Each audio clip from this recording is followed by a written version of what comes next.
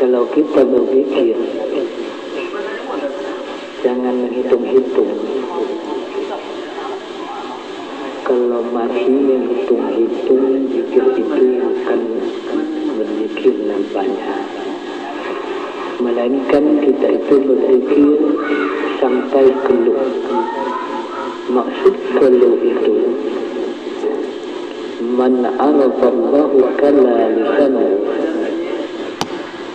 Siapa mengenal Allah dengan sebenar-benar mengenal, keluh lidah dan lisannya. Al-Hadis. Jadi mulut kita berucap La ilaha illallah. Dari mana muncul perkataan ini? Tentu dari hati. La ilaha illallah yang dari hati ini dari mana asalnya? Tentu dari syirah hati. Yang dari syirah hati ini dari mana? Tentulah dari dalam syir. Yang di dalam syir itu siapa? Rahasia Allah. Jadi kalau kita cermati, sebenar berzikir itu, kita memahami dan mengetahui ada yang dinamakan zikir syariat dan ada yang dinamakan zikir hakikat, zikir tarikat, zikir ma'rifat. Zikir syariat itu yang dinamakan kita yang berzikir. Sedangkan zikir hakikat ini kita menzikirkan yang punya nama. Zikir ma'rifat yang punya zikir berzikir. Itulah maksudnya. Dalam arti kalau belum tahu bahwasanya yang di dalam syir ini berzikir, lalu bagaimana anda kita ini akan karam dalam zikir? Paling-paling kita ini hanya dapat karam dalam sebulan zikir saja. Kalau kita dapat yang di dalam syir itu berzikir, tentu berjalanlah kita dengan yang di dalam syir itu kepada Allah. Inilah amal yang sampai ke Tuhan.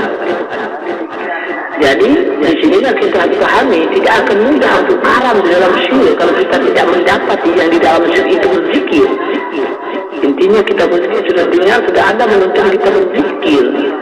Dalam artinya ta'arif zikir pengenalan dalam amal sehingga tetap pada tujuan. Kalau seandainya kita hendak ta'arif ataupun perjalanannya, mengenal jalannya, ada jalan-jalan tingkatannya. Yang dikatakan tarikat itu jalan. Jalan menuju ke mana? Tentulah menuju kepada yang dimaksud. Yang dimaksud itu tujuan zikir yaitu Allah. Kalau mulut berzikir menyebut la ilaha illallah, jadi dalam syir itulah yang kekal kepada Allah. Karena munajatnya orang yang berzikir itu la ilaha illallah. Ila ilahu anta ma'sudi wa ma'rifataka bi'atini mahabbata wa ma'rifataka.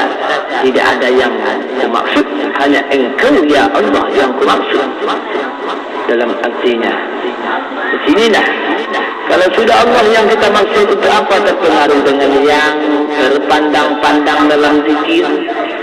Kalau terpengaruh dengan yang terpandang-pandang ketika kita berzikir, berarti kita sudah menyimpang dari maksud semula, karena mestinya munajat kita hanya pada Allah. Allah itu sudah pasti laisa kamitslihi syai'. Biar sudah sekalipun yang dipandang itu tetap bukan yang laisa kamitslihi syai'. Orang yang tidak bermaksud kepada selain Allah tidak akan terpengaruh dengan itu. Maka saudara-saudari, tuan-tuan yang dirahmati Allah pada sore menjelang maghrib ini, jadi yang perlu kita sadari, jadi dalam beramal ibadah apa saja, ta'aruf tujuan itulah yang kita pegang, bukan zikirnya yang kita pegang. Ta'arufnya itu yang kita pegang, ta'aruf itu jalannya. Bagaimana jalannya? Supaya kita merasa zikir di dalam zikir, kita berzikir dengan yang dizikirkan. Kalau sudah pada Allah saja tak berzikir, mesti tidak mungkin ada orang berzikir sampai histeris, mabuk atau bahkan pingsan, kerana Allah tidak bersifat zalim. Jangan sampai kamu banyak berzikir lalu malah timbul kelainan jiwa munajat. Ada pingsan, ada seperti kesurupan. Itu tidak Allah tujuannya. Munajat itulah niat ikhlas orang yang berzikir. Tidak ada maksud kepada selain Allah. Kalau tidak faham tentang munajat dan ta'arif zikir, bisa-bisa dimabukkan oleh zikir. Asyik kepada yang bukan dimaksud semula. Kalau hal yang bukan Allah sudah masuk ke badan, inilah yang dijadikan penyakit musyahadah, maka bercampurlah. Di sini dah kita pahami, zikir itu untuk mendapatkan musyahadah, musyahadah untuk mendapatkan fana, fana billah itu untuk mendapatkan baqa billah. Kalau sudah baqa billah, mana ada fana lagi, kerana fana itu awal baqa. Kalau sudah dapat baqa, mana ada fana lagi. Kalau sudah dapat fana, mana ada musyahadah lagi. Kalau sudah dapat musyahadah, mana ada zikir lagi. Ini yang disampaikan di awal tulisan ini, di awal bacaan ini, di awal bahasa saya ini. Bahkan zikir itu bukan sampai banyak, melainkan sampai keluh. Barang siapa yang keluh lisannya, berarti karamlah berkekalan dengan Allah. Maka sebetul-betulnya jalan yang sampai kepada Allah itu ada 4, yaitu syariat, kenyataan yang diadakan Allah berlaku pada anggota zahir, yaitu berupa perintah, amar dan larangan atau nahi, takwa. Kerjakan perintah Allah, tinggalkan larangan Allah. Yang kedua, terikat jalan yang menyempurnakan syariat berlaku pada hati. Yang ketiga, hakikat keyakinan kita kepada yang wajib dipercaya hanya satu, yaitu Allah, berlaku pada sir hati ataupun nyawa. Dan yang keempat, ma'rifat, pengenalan yang sempurna tentang Allah. Bagaimana pengenalan yang sempurna pada Allah itu, yaitu semua yang terpandang, terpikir, terasa, tersentuh, tercium dan lain-lain itu bukan Allah. Karena orang yang sempurna mengenal Allah itu keyakinannya tetap bahwa Allah itu laisa kamitslihi syai'un.